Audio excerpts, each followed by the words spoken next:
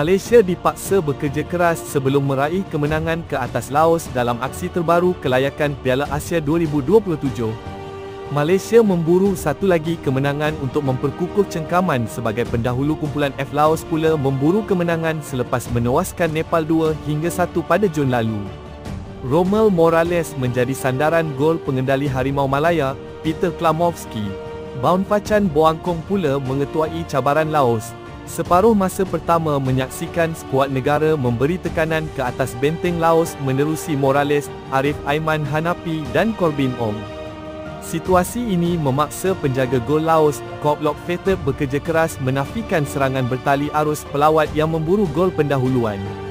Kecemerlangan penjaga gol Ezra FC itu memastikan kedua-dua pasukan terikat tanpa jaringan sehingga rehat separuh masa. Bersambung pada babak kedua, Malaysia semakin garang meningkatkan asakan ke atas kubu pertahanan Laos. Gol yang dicari pelawat akhirnya hadir pada minit ke-54 menerusi Arif Aiman. Calon pemain terbaik AFC 2025 itu melepaskan rembatan yang menerjah jaring Laos. 15 minit kemudian, giliran Kapten Harimau Malaya, Dion Cools mencetak nama sebagai penjaring. Meskipun Kok berjaya menafikan percubaan awal Morales, beliau tidak berupaya menghalang percubaan susulan pemain Cerezo Osaka itu.